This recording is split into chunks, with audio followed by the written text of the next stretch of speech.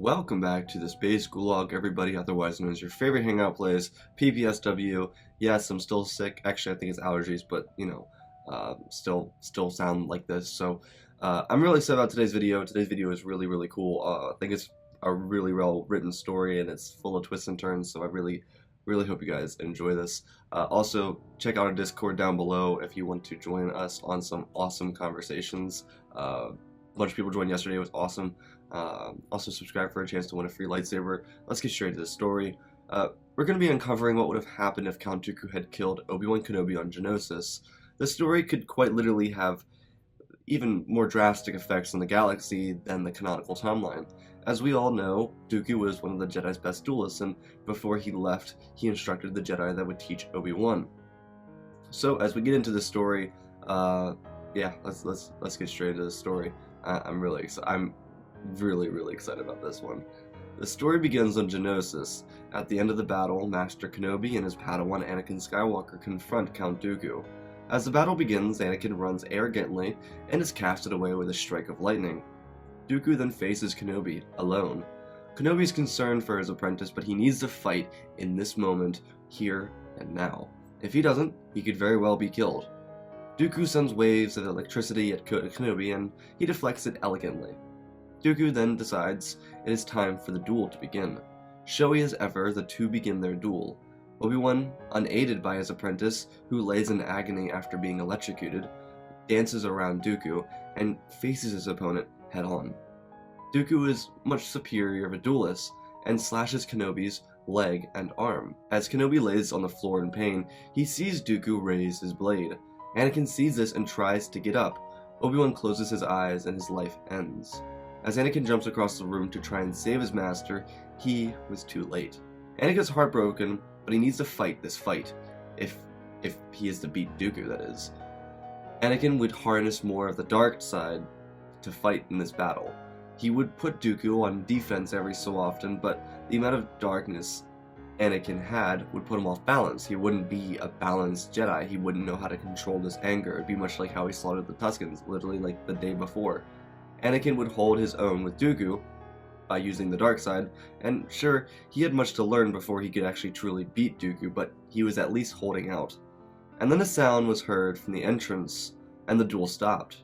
As Dooku looked up to see his former master, Yoda sees that Kenobi had been killed, and Anakin was fighting for his life. Yoda would immediately jump into battle to aid the Chosen One. Dooku was more of a match for Yoda, and he was much more than a match for Anakin. And with Anakin keeping Dooku distracted from the main fight, Yoda would be able to keep Dooku off balance, and Dooku would struggle in this battle. Anakin and Yoda would be able to hold Count Dooku down and force him to surrender. Dooku would do everything he could, but in the end he was no match for Yoda, and with Anakin helping, he couldn't use Anakin to make an escape like he did in canon, right? As clones and Padme arrived, Count Dooku was arrested. Yoda praised Anakin for his efforts to stay alive and to fight against Dooku, but Anakin didn't speak. He was silent. Anakin wouldn't speak to anyone, not even Padme.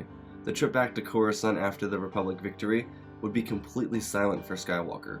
Yoda knew that the Chosen One was imbalanced. He wanted to help, but he didn't exactly know how to.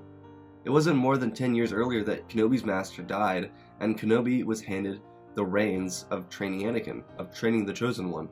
Now it was Anakin's master who was killed. When the temple memorialized the Jedi lost during the invasion, several Jedi were burned first. But the time came for Jedi masters who had died during the battle. The last Jedi to be memorialized would be Master Obi-Wan Kenobi. Anakin stood as he watched the light emanate the room, and then darkness. In the corner there was a blonde woman who he had never met who was sobbing at the death of Kenobi. Anakin stood silently, and he didn't move. The Jedi and all those who gathered left. It was just Anakin. Or so he thought. The only Jedi that didn't leave was Grandmaster Yoda. He stood silently adjacent from where Anakin was standing. Yoda used the Force to look inside of Anakin's mind. He saw nothing but pain. Yoda hadn't realized that Anakin had lost his mother too. The two most important people in his life had died back to back. Yoda thought back and realized that maybe Obi-Wan shouldn't have taught the boy. Anakin's emotions were so out balanced, and maybe Kenobi wasn't up to the task. Anakin didn't let a single tear drop. Every inch of sadness turned to rage and anger. He wanted so badly to kill Dooku in revenge like he did the Tuskens on Tatooine. But before he could think any further down this line of thought, Yoda told him that revenge wouldn't bring Kenobi back. Anakin turned to Master Yoda, tears filling his eyes, and he was trying to hide it from the Grand Master. Yoda told Anakin that these emotions were natural for him. He wasn't trained from a young age, like the rest of those in the Order. Yoda then told Anakin that it was time for him to complete the trials. Anakin was ready, and Yoda made it clear to Anakin that he would have his back no matter what. And Anakin would be very appreciative of Master Yoda, and how far out of his way he went to make sure that Anakin was aware of this, to make sure that Anakin was comfortable knowing that someone had his back. Anakin stayed in the room where his master was buried for hours, and Yoda stayed with him. The presence of Yoda was relaxing, and it helped Anakin feel calm. He still had the rage, but it had eventually subsided. After all, Dooku was imprisoned, and he was about to be tried before the Senate. There was also something striking found within his ship, the plans for a battle station that would rival the size of any moon. The plans for the Death Star were exposed, but without true leadership from Count Dooku, the Separatists' early war efforts would stumble under Republic victories. The beginning of the Clone Wars would be met with countless Separatist losses. It wouldn't take long for Sidious's proxy war to fall out of his control. Because the Republic was quickly quelling the Separatist insurgents, the Separatist government considered a complete surrender to the Galactic Republic. Meanwhile, in the Jedi Temple, Anakin Skywalker would pass his trials with flying colors and become a Jedi Knight. And not more than a month later, Anakin would be leading an assault on Geonosis.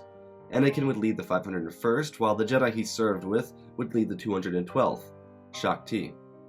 Though the Clone Legion wasn't assigned to the Jedi leader. Because of Commander Cody's ability to lead the Legion, Shaak Ti served with them for this campaign. She would be dispatched back to Kamino to oversee the cloning productions after the battle. Anakin would still be troubled over his master's death. It had been 7 weeks since Geonosis, and it still felt like yesterday. And though Anakin eloped with Padme, he was still on the edge of breaking. He lost two of the most influential people in his life, and though Master Yoda showed care for Anakin, he felt like it didn't matter since he was immediately deployed into combat. During the battle's brief moments of peace and quiet, a Republic shuttle would arrive to give relief to the Republic efforts. Though it wasn't relief, just a Padawan, who looked like a youngling. Anakin hadn't realized it, but he was assigned to take on a Padawan learner. Yoda thought that Anakin having someone new in his life would help him move on from Obi-Wan. Yoda didn't realize that this would actually upset Skywalker even more.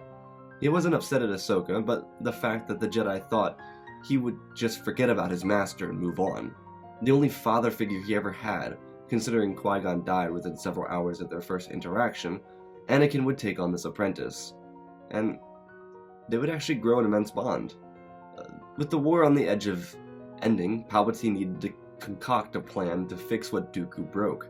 Because Dooku was in maximum security for the rest of his life, Palpatine didn't have a defiant leader of the Separatist Council. The only thing Palpatine had was a ship by the name of the Malevolence and a droid general named General Grievous. Republic efforts, though, were quick to end the war. With Padme Amidala still alive, she ruined any chance for the Republic to stay at war. Palpatine knew that killing Padme could either destroy his plans or push them further down the road, especially regarding Skywalker. With Kenobi and Anakin's mother dead, there were few keeping Anakin balanced. But the Jedi were not spread out enough for Palpatine to be able to destroy the Jedi Order swiftly. He needed to lure the Jedi Council away from the Temple, and even more than that, he needed to turn Anakin against the Jedi. Though on Geonosis, Anakin was having his little faith restored in the Jedi Order. Jedi Master Shaak Ti was a wise master, and she could easily tell that Anakin was struggling. She could tell that Anakin wasn't thrilled with the Jedi's decision to give him an apprentice that he hadn't asked for. She confronted Skywalker, and talked to him when the battle wasn't raging. She was the first Jedi besides Yoda at the funeral of Kenobi who seemed to care about Anakin at all. He told her that maybe it was wrong of him to feel this way, but he felt like the Order turned their back on him. He left Tatooine to escape slavery, not become a ploy of it. He felt that the Order sent him Ahsoka for their own personal gain without realizing that he wasn't ready. Shaak-Ti took an understanding to this though.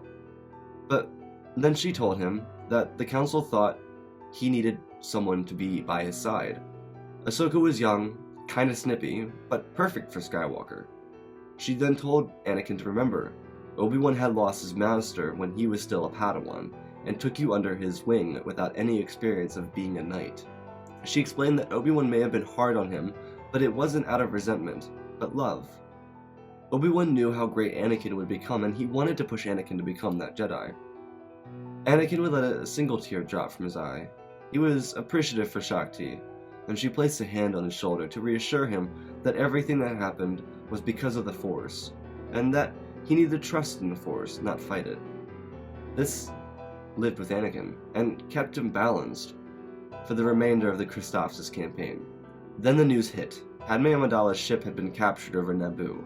A massive separatist fleet awaited, with the capture of the Senator. Because Amidala led the Peace Coalition, this would prove to be a deadly maneuver for the separatist government, but they had no knowledge of it. It was a special mission for General Grievous, who had instructions from Lord Sidious. Anakin, Ahsoka, and Shaak-Ti were dispatched to the system near Naboo, where Padme was kept. The information had been relayed by the Chancellor. He was of course in on it though. As the Republic secured victory on Christophsis, their next move was to a star system outside of Naboo to save the Senator. Christophsis wasn't far away from Naboo, so the jump to hyperspace didn't take long. The issue with having Padme Amidala captured is that she led the entire committee on whose sole goal was bringing peace to the Republic and the galaxy. A fleet arrived out of hyperspace, and they were met with the largest ship any one of them had ever seen before. Before the ships were in firing range, a massive EMP wave shut down the control systems on all the ships in the fleet. Instead of opening fire, the Malevolence released a swarm of droids to capture the Jedi and the crew on board. Waves of B-2 super battle droids began to enter the hangar bay of the Venator-class Star Destroyers. Clone troopers ran to resist the droid invasion, but the super battle droids and their wrist rockets began pushing the clone forces back. On the command Venator, Shaak-Ti and Anakin Skywalker led a counter-assault against the droids, while Commander Cody, Captain Rex, and Ahsoka Tano cut off reinforcements from getting to the Jedi Generals. The fight on board was ruthless. Clones died at incredible rates, and they were struggling to hold the droids at bay. It was only a matter of time before Magna Guards entered the command vessel, followed by General Grievous.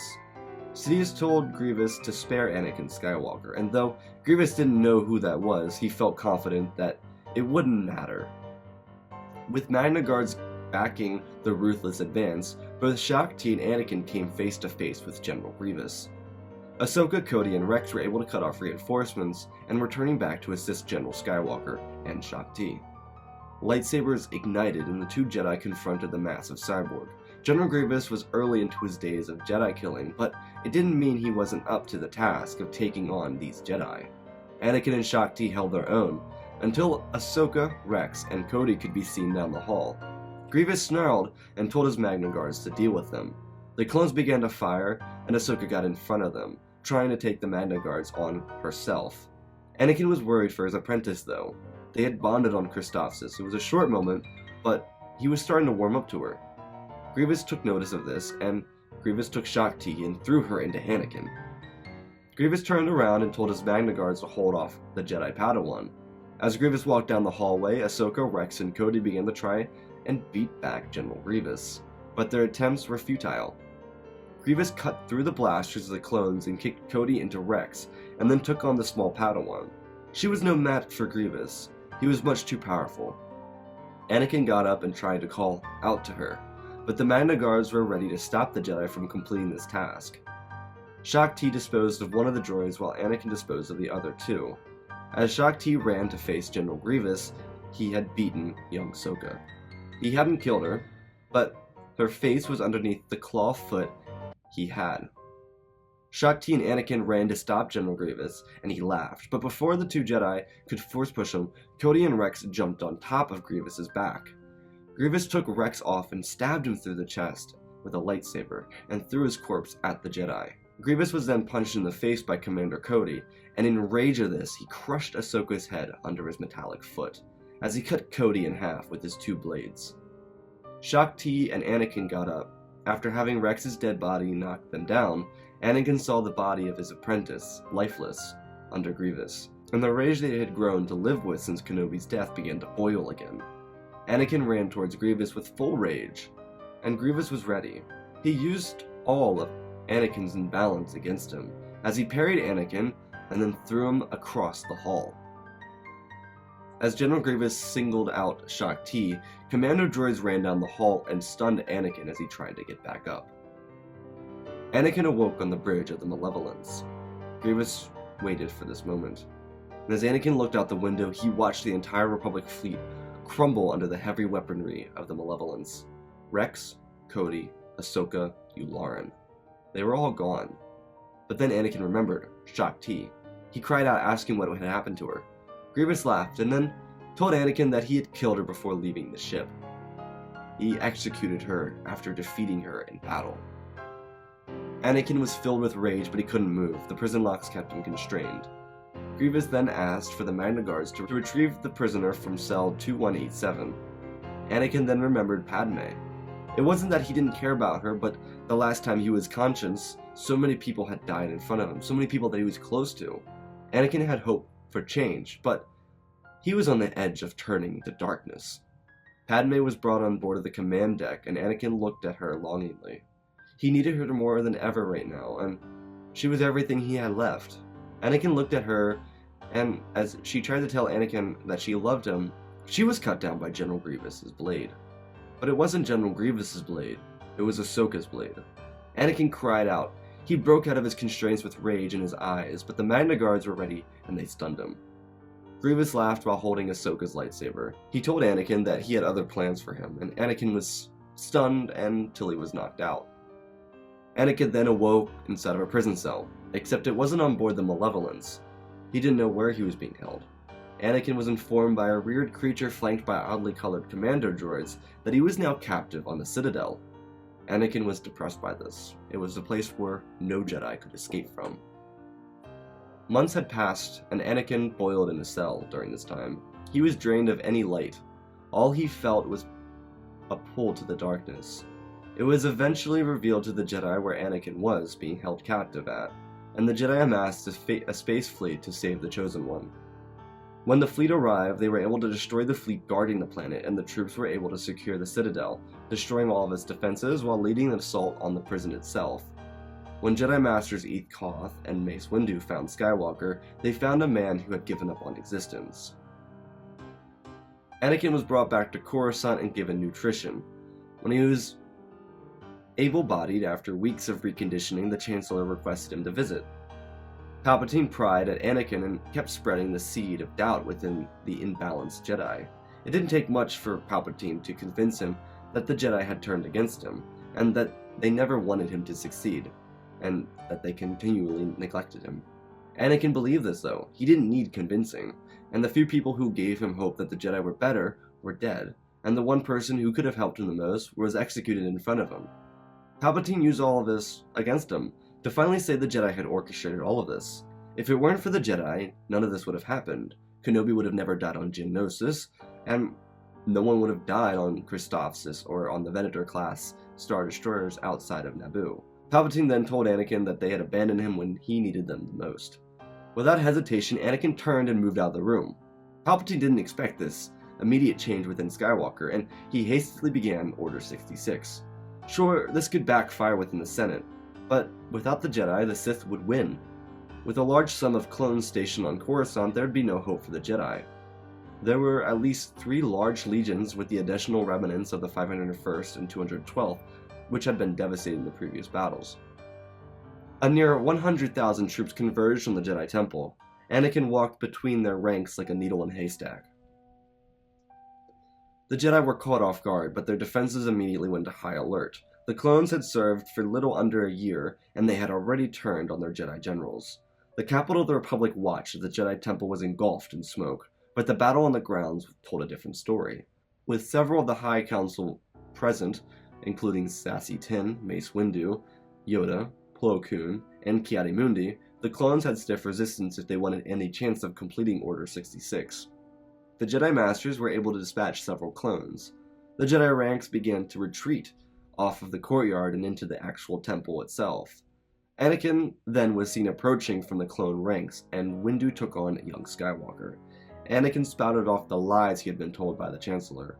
Windu then told him that he were mistaken, that the Council wanted to help him, that's why they gave him Ahsoka. Anakin and Mace were deadlocked in combat. Anakin wanted revenge, but Windu was swift and decisive. Anakin told Mace that the Chancellor was the only one that was good to him, but Anakin began losing the fight. When he did, Mace revealed that during his recovery time, it wasn't the Chancellor that was there for him, it was the Jedi Council. Because when Anakin returned from the Citadel, the Chancellor never showed up. The Jedi Council was all that he had. Anakin's disbelief grew. As his fear turned to anger, he began to try and kill Windu. Without any other means of stopping Anakin, Windu had to cut down Anakin Skywalker. Mace killed the Chosen One because he wouldn't stop, and the clone advance was getting too heavy. The Jedi kept falling back before the clones could continue. Republic troopers and militia on Coruscant began shooting at the clones. The Jedi Temple turned into a battlefield full of dead men, women, and children. The Jedi were able to push back against the clones and eventually crushed the assault. With little more than 1,000 Jedi remaining, the Jedi needed to make their move on the Senate. But it didn't matter. The Senate had conducted its own meeting without the Jedi's assistance. They were going to remove Palpatine for the uncensored attack on the Jedi. As it was revealed by Dooku, who was still held in prison, Palpatine had orchestrated the Clone Wars with the intention of wiping out the Jedi and turning the Chosen One against them. Palpatine was removed from the role of Chancellor and was subsequently executed by the Jedi. The Clone Wars would end as peace was called for by the Separatist government. The clone army would be removed, and the clones would be sent out into society, limited by the Republic though. And the Jedi would burn their Grand Temple on Coruscant to memorialize everything they had lost: their way, their peace, their Jedi, and their Chosen One. The Jedi would move to Tython and begin a new academy for Jedi across the galaxy, as the Sith faded into non-existence. And that's our bittersweet ending to a very depressing story. Maybe it's because I'm sick, I don't really know, or the allergies, I don't really know, but I've been writing a lot of dark stories, and I honestly have to say I like where these are going. I really like this one because it was a very bittersweet ending. You lose, like, some of the biggest fan favorite characters ever. Like, I know, I'm evil, I know. What can I say? It adds for an interesting story. And that's what I'm always going for. I'm always going for an interesting story. I don't want to just shoot for subverting expectations, that's not the point, but I'm trying to shoot for an interesting story that is as different from what you see on my channel. As most of you guys that are from my channel continuously watch my videos, you guys will see some similarities between different stories, and I always want to try and mix it up for you because it keeps it interesting for me, and it also keeps it interesting for you. It gives you something different, it gives me something new to write. And that's what I'm going for here. I'm going for something new and something different. And I think we got that with this. I think this was a very successful attempt at that. I think I'm very content with where this story ended. I think that Anakin's in balance because of the death of everyone he knew. Literally everyone. Kenobi, Ahsoka, Rex, Cody, Shakti, and Padme of all people. That just would have sent him over the edge. It didn't matter what anybody was going to say. He was going to go to the dark side. But the beginning of the Clone Wars, Anakin is just not powerful. He's very weak. I mean, he's not a strong Jedi, and I could very easily see him losing to General Grievous. Even though he held his own with Dooku, it wasn't that he held his own with Dooku for long. It was the fact that he held his own with Dooku until Master Yoda showed up, and that was the whole point. And the whole point I was going for here is I wanted to give you guys hope that Anakin would come back. Hope that Anakin wouldn't turn to the dark side. Hope that Anakin wouldn't try to do anything hurtful. But the truth is he was destined to die in the story. He was destined for failure. And as failure was Anakin's story, it was also the story of the Jedi. The Jedi were failures in this too, and that's kind of the parallel I'm doing here. The Jedi lost their way, they lost their peace, they lost their Jedi, and they lost their Chosen One. That was one of the most important parts of the story because it's calling out the hypocrisy of the Jedi Order and the fact that the very few of them that really cared about Anakin didn't make a difference when it really mattered. Like, it didn't make a difference. Anakin was falling to the darkness, and they didn't do anything to help him. And besides Yoda trying, it didn't do much. And that was the story. So I hope you guys enjoyed this. I hope you guys enjoyed how rather tragic this was. I know I've been writing rather tragic stories, but keep your hopes up. I got a really nice love story that I have planned for the end of the week. I hope to finish that one. It involves Anakin and somebody else that uses the Force. So stay tuned for that. No, it's not Ahsoka. I'm not doing that one. That's not happening. Don't ask me. No, not happening. That's just weird. That's creepy. Even the Rex and Ahsoka one was bad. I don't want to. No. There's a reason why there's a 20-year gap in that story before I even get into romance. That is exactly why. So, anyways, hope you guys enjoy this. If you guys did, leave a like down below. Don't forget to check out the Discord. Subscribe to all these amazing channels right here. These are great friends of mine. Also, don't forget to subscribe to me because, well, you're getting a chance to win a free lightsaber. I mean, who doesn't want a freaking lightsaber? They're awesome. You get to like sit there in the dark like a psycho and just wave it around like you're a child again. It's so amazing. Anyways, guys, I love you all. Spread the love, and always remember, may the Force be with you.